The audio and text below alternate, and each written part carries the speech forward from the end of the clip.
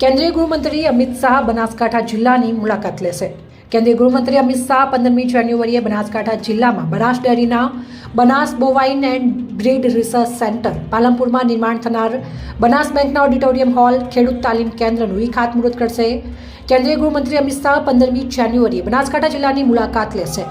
દિયોદર તાલુકાના સણાદર ખાતે જનમેદનીને સંબોધી બનાસ ડેરી અને સહકારી સંસ્થાઓના વિવિધ પ્રોજેક્ટનું લોકાર્પણ અને ખાતમુહૂર્ત કરશે।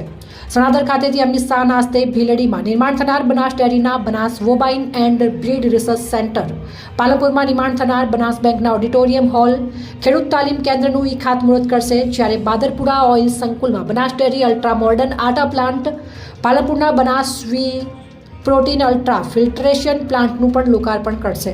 બનાસ બેંક આપશે 50,000 સુધીનું ધિરાણ। બનાસ બેંક દ્વારા પશુપાલકોને ₹50,000 સુધીનું ધિરાણ 0% વ્યાજ દરે મળી રહે તે માટે માઇક્રો એટીએમ અને કિસાન ક્રેડિટ કાર્ડનો પણ અમિત શાહ શુભારંભ કરાવશે।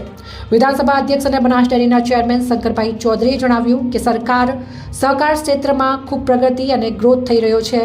3 નવી સહકારી મલ્ટી સ્ટેટ કોઓપરેટિવ સોસાયટી બનાવવાની સાથે બધી સહકારી સંસ્થાઓનું કોઓર્ડિનેશન થાય એવી કેન્દ્રીય ગૃહમંત્રી સહકાર મંત્રી અમિતભાઈ શાહની સૂચના હતી। તેમણે વધુમાં જણાવ્યું કે દેશના અને ખેડૂતોના નાણાં દેશમાં રહે, ખેડૂતો પાસે રહે, આ માટે એક નવા મોડેલની સાથે સહકારના એક ખૂબ મોટા અધ્યાયની અહીંથી શરૂઆત થઈ રહી છે, જેનો આગામી દિવસમાં દેશભરમાં અમલીકરણ કરવામાં આવશે। આ સાથે દેશી ગાય ભેંસની નસ્લ સુધારણા, ગૌ સંવર્ધન માટે 200 વીઘા જમીનમાં એક સંકુલનું નિર્માણ થઈ રહ્યું છે, તો માતા બહેનોને 0% વ્યાજે 50,000 સુધીની લોન મળી રહે તે માટે કિસાન ક્રેડિટ કાર્ડનો પણ શુભારંભ થઈ રહ્યો છે, તેમ જણાવ્યું હતું। રિપોર્ટર ચાકસી ગુજરાત ન્યૂઝ ચેનલની સાથે રમેશ ગિરી ગોસ્વામી, બ્યુરો ચીફ, બનાસકાંઠા।